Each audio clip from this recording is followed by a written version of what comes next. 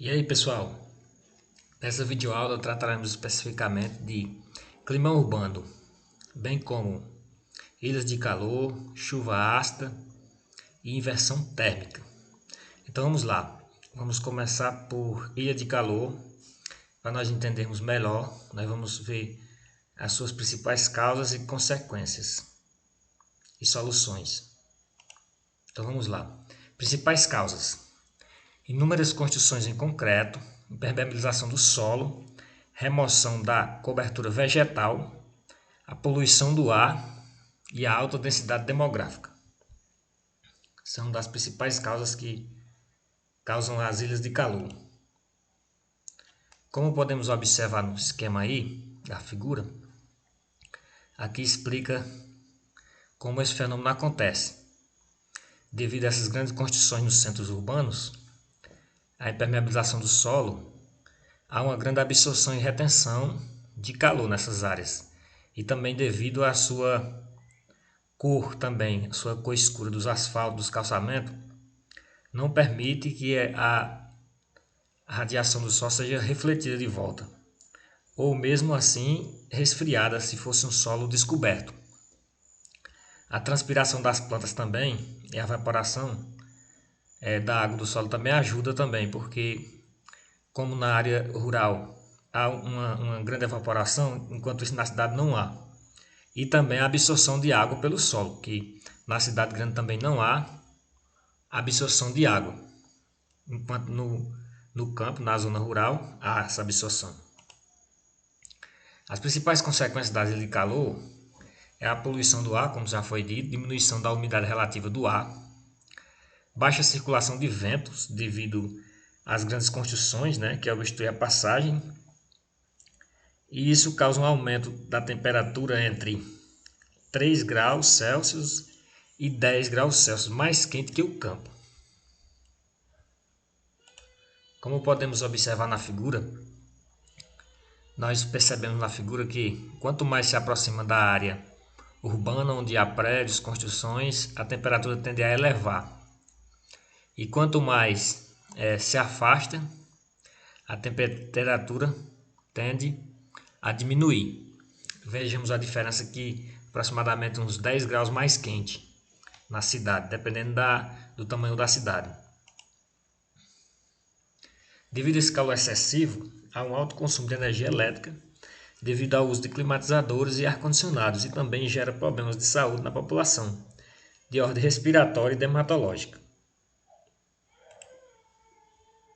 As principais soluções adotadas aqui por algumas cidades, alguns centros urbanos, é a adoção de telhados ecológicos com películas que não absorvem o calor, ou os chamados telhados verdes também, com aquele tipo de arborização em cima dos telhados. Arborização das áreas urbanas, uso de pavimentação permeáveis, que absorvem menos calor e o fluido da água também melhor, é absorvido pelo solo através desses pavimentos permeáveis. E o uso também de energias renováveis, como a solar e a eólica. Como vemos no esquema aí, aqui é de uma cidade planejada justamente para esse fim, para diminuir ilhas de calor e, consequentemente, também enchentes, Vemos aí calçamento permeável, que são cobertura do solo porosa, que permite que a água penetre no solo, sem necessidade de encanamento, teto verde, vegetação na área superior dos imóveis, parques alagáveis, estrategicamente localizados à beira de um rio ou numa depressão para armazenar água. Possui passagem que permite o tráfego de pessoas mesmo nos períodos de cheia. As praças piscinas, área de lazer às vezes em formato de quadra, que vira reservatório quando chove. Depois a água retirada é distribuída no subsolo por encanamento. A água retida, aliás, é distribuída no subsolo por encanamentos. Tá aí os condomínios verdes, que também faz parte também desse projeto anterior.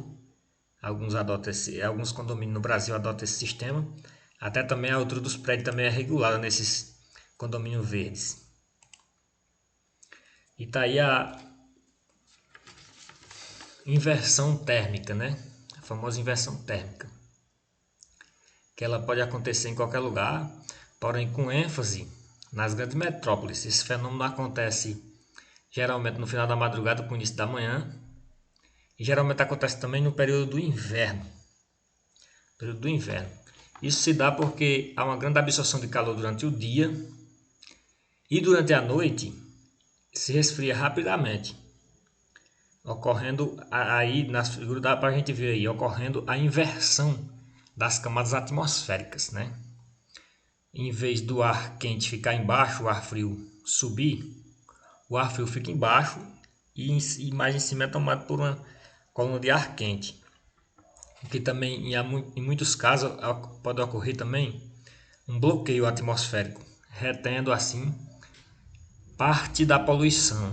Parte da poluição fica retido nessa camada mais quente.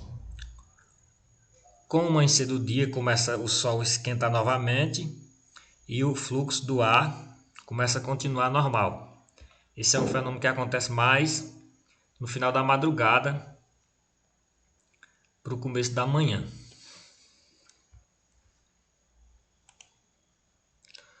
Outro fator também observado no clima urbano também é a chuva ácida. Isso porque a concentração de CO2, o gás carbônico, está em grande quantidade na atmosfera e o vapor de água se condensa juntamente com ele, formando assim a famosa chuva ácida. O pH dessa chuva fica abaixo do normal, o que vai ocasionar a degradação mais rápida. O efeito químico dessa chuva ácida com o meio ambiente, com plantas, com árvores, há um corrosivo, há um efeito corrosivo do mesmo material. Então nós vemos aí na figura, né, o ciclo dessa água, né? Esses gases ácidos são liberados na atmosfera e esses gases são transportados acima pelo vento. Os gases se combinam com as gotículas de água para formar ácidos. Daí então, quando se condensa junto com essas partículas, forma a chuva ácida. A chuva ácida destrói as plantas, polui o solo, as fontes de água e corrói as construções. Então essa também é uma, digamos assim, uma consequência dos grandes centros urbanos. Alguns níveis de pH foram detectados em algumas cidades, em algumas regiões do mundo, como por exemplo no Japão, o pH lá registrado foi 4,3. Na Europa Ocidental, o pH registrado foi 4,5. No Nordeste dos Estados Unidos, o pH registrado foi 4,2. E então, o nível normal de pH ele é até 5,6, o que não pode ultrapassar isso. No caso contrário, né? Quanto mais baixo o pH, mais a chuva ácida. Quanto mais alto o pH, essa é uma reação química que se dá pelo vapor de água, a junção do vapor de água e as partículas de CO2 e outros gases também nocivos também no ar. Vale ressaltar também que todos esses fenômenos, todos esses acontecimentos com o espaço que o homem vive, vai a depender das cidades. Grandes metrópoles, grandes centros urbanos têm mais capacidade de danos do que cidades do interior, cidades que não são tão bem desenvolvidas. Podemos ver aqui algumas cidades, podemos citar como cidades metrópoles do mundo inteiro, cidades muito grandes e que de certa forma contribui também até para uma modificação no sistema, não só local, no ambiente local, mas também muito prejudicial aos arredores devido à grande magnitude dessas cidades. Tóquio no Japão, Delhi na Índia, Xangai na China, Aqui no Brasil nós temos a capital São Paulo, né, que são grandes metrópoles, Cidade do México, no México.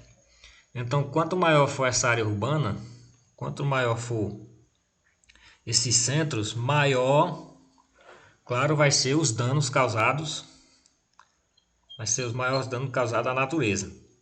E modificando assim o meio em que o homem vive, né? Cada dia que passa está sendo mais prejudicado. Algumas nações do mundo inteiro se reúnem até, faz conferências para tratar desse assunto. Poluição do ar, poluição do solo, para tomar alguma decisão no uso de energias limpas, né?